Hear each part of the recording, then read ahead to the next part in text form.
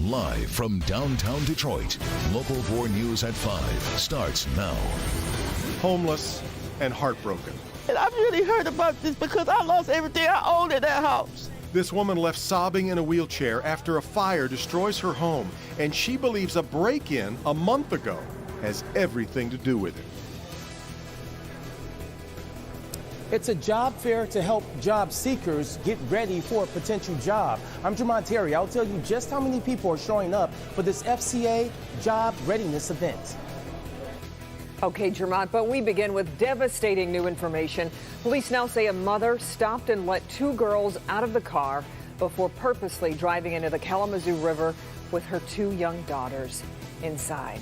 Thanks for being with us for the news at 5. That new information just coming to light in the past hour over on the west side of the state. Let's get over to Jason Colthorpe, and I guess the victims have just been identified for. Yeah, we're getting more information in this, guys. Police say 44-year-old Ineza McClinton drove her car with her 9-year-old twin girls, Faith and Angel, straight into the Kalamazoo River. All three of their bodies have now been recovered. The Kalamazoo community in shock today.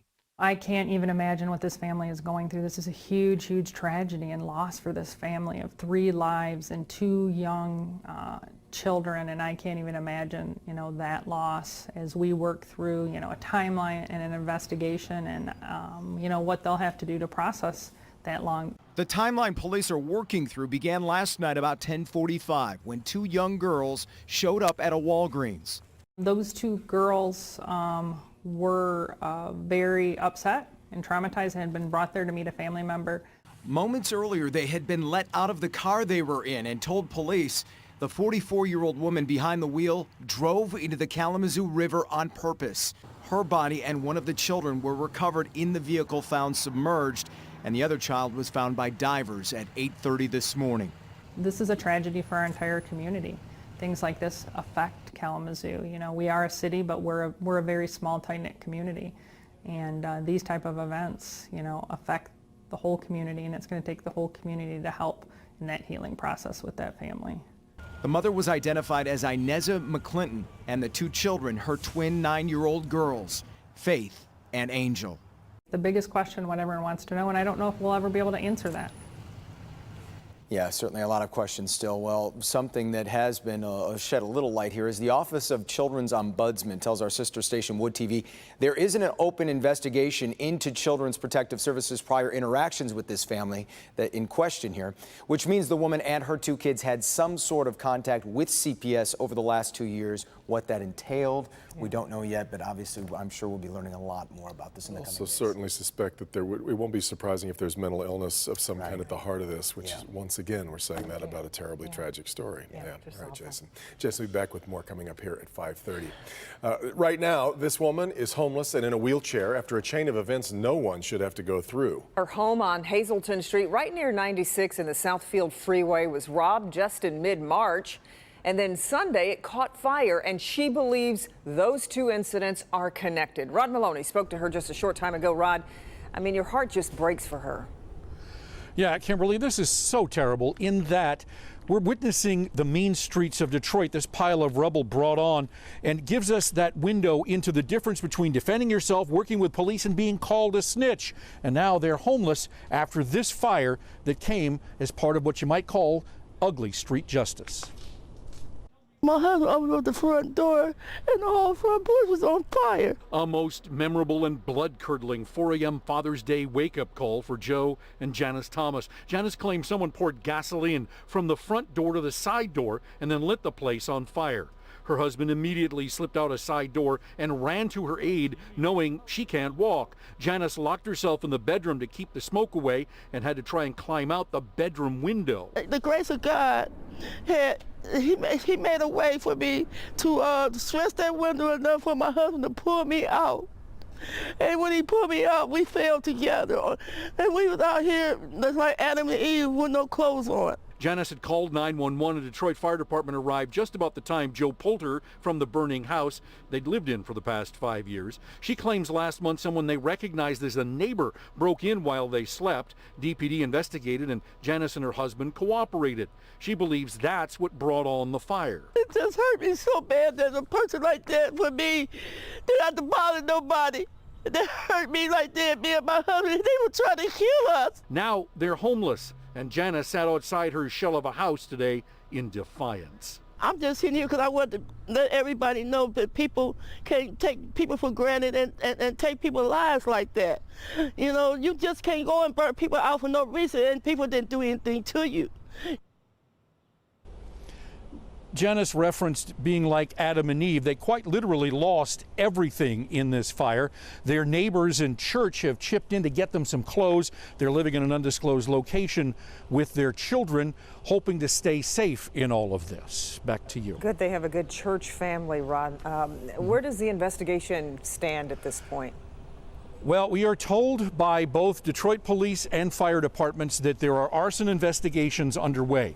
The original break-in, the B&E, has a warrant out for someone's arrest. We don't have a name on that yet, but the warrant has been served, or at least they're trying to serve that warrant. Forgive me. In the meantime, the Red Cross has been in touch with the family, but clearly that's not going to be enough. Yeah, certainly heartbreaking. Okay, thanks, Rod. Well, the saying goes, water always finds a way, and that sure is true these days along the waterfront in Detroit's Jefferson-Chalmers neighborhood. We've been watching water spilling over the seawalls there. It is causing quite a mess. Folks living along the canals on Ashland, right near the Grosse Pointe Park border, say the city is only adding to their frustrations. Larry Spruill is there now. They're getting tickets because of the water, Larry. Yeah, good evening, Devin and Kimberly, and they are frustrated because of that. Let me tell you what's going on here. This one neighbor, he has two seawalls, one right here. The other one is where that tire is. You can see water covering that, hence all of the sandbags. But the city still says that this neighbor and others are to blame. This ticket was received or placed on my property on 5/8, but it's dated for 5/7. At a quick glance, Matt Jones's backyard looks like a pond growing into a lake, and he says there is nothing he can do about it. The reason why it's frustrating, because I put all this work in beforehand to get ahead. All that hard work and preparation gone down the drain. That's because this canal behind his home conquered his seawall, and the water is covering his backyard. But if that's not enough, the following notice shall be corrected on or before 5/10. He says the city of Detroit is blaming him. We're all being ticketed, basically saying that, you know, this is your fault the water is coming into the city, into the streets. Jones showed me these documents from the city demanding he fix his seawall. Failure to maintain seawall structurally sound and in good repair. Or else. In order to get booked to have anything done on the water, you have to know about it and be scheduling it March, April. Now, they all have jobs for the year already. I really want to show you how bad things really are back here. In this section alone, there are about 600 to 1,000 sandbags, and as you can see, it's barely holding in the water. And neighbors say with more rain on the way, they're running out of options. What do you do if the water continues to move? What, get more sandbags? Because it's to the point now I can't do anything this year. Now, the city did give us a statement. It says we only issue violations to property owners whose seawall was allowing water to come through and add to the neighborhood flooding. If any violations were written in error to adjacent property owners whose flooding may have been a result of a neighbor's seawall, not their own, we'd like to know about it so we can get in contact with them. We're live on Detroit's East Side tonight. Larry Spruill, Local 4. Goodness, what a dilemma. All right, Larry. When Fiat Chrysler announced this massive new assembly plant was going to be built on Detroit's east side, they also made a very important commitment. Detroiters were going to get first crack at the new jobs that are coming along with it, and that's starting to happen tonight. Jermont Terry live at Second Ebenezer Church for a special job readiness event, and it's going on right now. Jermont.